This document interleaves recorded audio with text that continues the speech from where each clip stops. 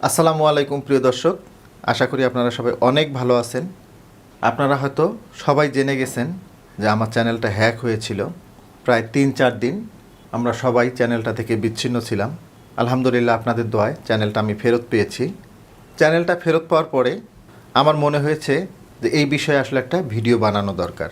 ইনশাল্লাহ পরবর্তীতে আমি একটা ভিডিও করে দেখাবো আপনাদের। যদি কারো চ্যানেল কোনোভাবে হ্যাক হয় বা মিসিং হয় তাহলে কিভাবে সহজেই পুনরুদ্ধার করা যায়। যাই হোক, আমরা মেইন প্রসঙ্গে চলে আসি। চ্যানেলটা হ্যাক হওয়ার পরে আজকে আমি প্রথম ভিডিও তৈরি করতেছি। আজকে আমি কোনো রেসিপি করে দেখাবো না, বাট রেসিপি করতে মেজর যে জিনিসগুলো দরকার হয় সেগুলো আমি আজকে দেখাবো আপনাদের। কোনো একটা রান্না টেস্টফুল হওয়ার 3টা শর্ত। নাম্বার 1, প্রপার মশলার ব্যবহার। 2 নাম্বার, প্রপার টেম্পারেচার মেইনটেইন। আর 3 নাম্বারটা হচ্ছে কতক্ষণ সময় ধরে রান্না করবেন। প্রথম যেটা সেটা হচ্ছে খুবই গুরুত্বপূর্ণ, আর সেটা হলো প্রপার মশলার সিলেকশন। তো আমার কাছে অনেক রিকোয়েস্ট এসেছিল যে গরম মশলাটা কিভাবে ব্যবহার করতে হয়। তো আমি আজকে ভিডিওটা এমনভাবে করে দেখাবো আপনাদের, যদি আপনারা শেষ পর্যন্ত দেখেন তাহলে যে কোনো ধরনের মাংস রান্না, যে কোনো ধরনের বিরিয়ানি বা তেহারি খুব সহজে রান্না করতে পারবেন। হেজিটেশনে পড়তে হবে না যে কোন কোন মশলাগুলো আমরা ইউজ করব। তাহলে চলুন অ্যাট এ গ্লান্সে আমরা একটু দেখে নিচ্ছি। আমি মশলাগুলোর ব্যবহার স্টেপ বাই স্টেপ দেখাবো, আর প্রত্যেকটা স্টেপেই কোন ধরনের মাংস রান্না করা যাবে সেটা আপনারা অ্যাট এ গ্লান্স পেয়ে যাবেন। দেখুন, আমি এখানে অনেক ধরনের মশলা নিয়েছি। ইউজুয়ালি বিভিন্ন ধরনের মাংস বা বিরিয়ানি রান্নায় যে মশলাগুলো ব্যবহার করা হয় সেই মশলাগুলোই কিন্তু আমি এখানে নিয়েছি। শুরুতেই আমি একটা বাটি নিয়েছি। দেখুন, এই বাটিতে আমি মশলাগুলো উঠাবো এবং মশলাগুলো কোন ধরনের মাংস রান্না করা যাবে সেটা আমি দেখাবো আপনাদের। দেখুন, এটা হচ্ছে গোলমরিচ। আমি এখানে 1 চা চামচ গোলমরিচ নিয়ে নিলাম। 8-10টা আমি এলাচ নিয়ে নিলাম। 8-10টা লবঙ্গ নিয়ে নিলাম। 2-3 টুকরা দারুচিনি নিয়ে নিলাম। সাথে নিচ্ছি একটা কালো এলাচ। বাস, এই পর্যন্ত মশলাগুলোকে না টেলে যদি গুঁড়ো করে নেন তাহলে এই মশলা দিয়ে আপনারা 2 কেজি মুরগির মাংস রান্না করতে পারবেন। আমি আবার বলছি, এই মশলাগুলো না টেলে গুঁড়ো করে নেবেন, তাতে করে আপনারা 2 কেজি মুরগির মাংস রান্না করতে পারবেন। তবে হ্যাঁ, এর সাথে কিন্তু অবশ্যই 1টা বা 2টা তেজপাতা ব্যবহার করতে হবে আস্ত। আচ্ছা, এরপরে দেখুন, আমি যদি এর সাথে, এটা হচ্ছে জয়ফল, জয়ফলের 4 ভাগের 1 ভাগ নিলাম। দেখুন, এটা হচ্ছে জয়ত্রী, জয়ত্রীটা আমি 1/3 দিয়ে দিলাম।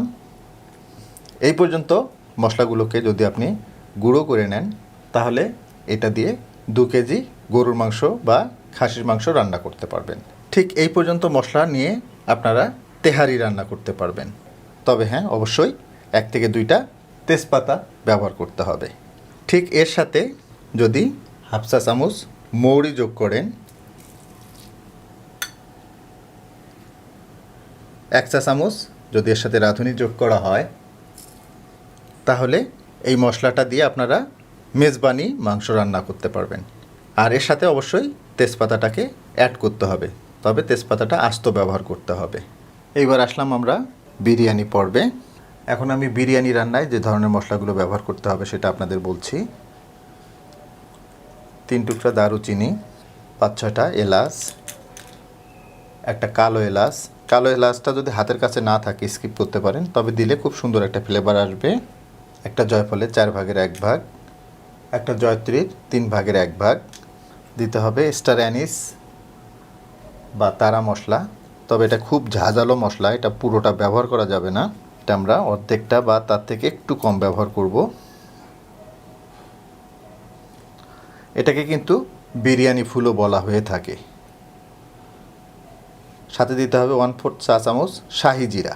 শাহি জিরাটা ব্যবহার করবেন, তাতে খুব সুন্দর একটা ফ্লেভার আসবে। আর বিরিয়ানি মশলায় অবশ্যই সাদা গোলমরিচটা ব্যবহার করবেন। কালো গোলমরিচ দিলে কালারটা কিন্তু কালো হয়ে যাবে।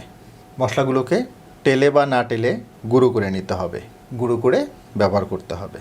তো আশা করব গরম মশলা ব্যবহারের যে বেসিক ধারণা সেটা আমি আপনাদের দিতে পেরেছি। আর আমার এই ভিডিও যদি আপনাদের একটু হলেও উপকারে আসে তাতেই কিন্তু আমার সার্থকতা।